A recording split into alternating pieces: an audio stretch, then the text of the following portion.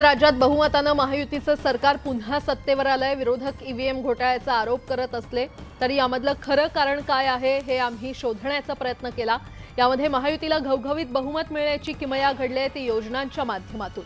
थेट शेतकऱ्यांच्या खात्यात आलेल्या पैशामुळे शिर्डी विधानसभा मतदारसंघातील खडकेवाके गावातील विनायक सुरासे या शेतकऱ्याच्या घरी पीक विमा, दुधाचं अनुदान, लाडक्या बहिणीचे ऐन दिवाळीत आलेले पैसे यामुळे चांगली रक्कम खात्यात आली आहे आणि त्यामुळे त्यांनी पुन्हा एकदा युती शासनावर विश्वास टाकलाय।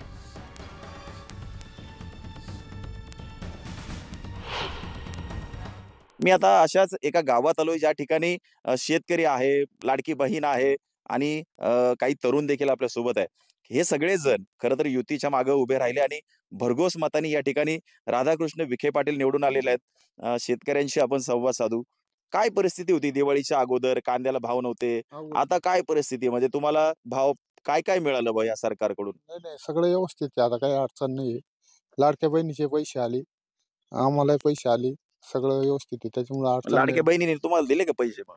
लाडक्या बहिणीचे आता घरात कुटुंब म्हणल्यावर एकच आहे ना. हां. अ, लाडक्या बहिणीचे पैसे बी घरातच वापरले जातात म्हणजे ना. दिवाळीची अडचण सुटली बा तुमची. दिवाळीची अडचण सुटली. दिवाळीला काही अडचण आली नाही. तुमच्याकडे काय परिस्थिती होती दुधाची आणि दुधाचं अनुदान मिळालं का तुम्हाला? मला दुधाचं पण अनुदान भेटलं. मला ₹5 दराने दुधाचं अनुदान भेटलं आणि मला विम्याची रक्कम जर म्हणलं, तर मला 6 महिन्यापूर्वी ₹86,000 जमा झालते. आज एक मी मोठा शेतकरी असून माझ्या खात्यावर आज ₹1,03,000 जमा झालेले आहे. ₹1 मध्ये विमा जो मला जमा झाला, तर माझे सोयाबीनचे पैसे तेवढे झाले नव्हते.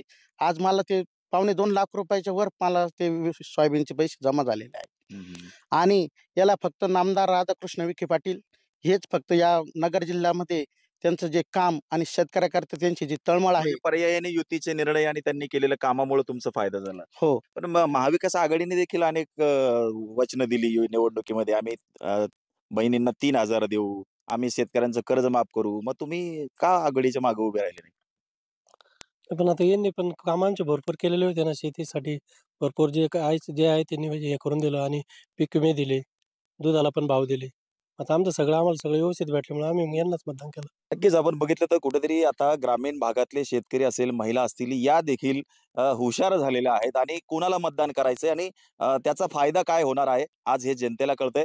त्यामुळे आघाडी सरकारने वचनं दिली, मात्र ते पूर्ण करू शकणार नाही असं लोकांना वाटत होतं. त्यामुळे महायुतीच्या पाठीमागं सगळेजण उभे राहिले आणि लाटच नाही तर सुनामी आली आणि आघाडीला सुपडे साफ करून गेली.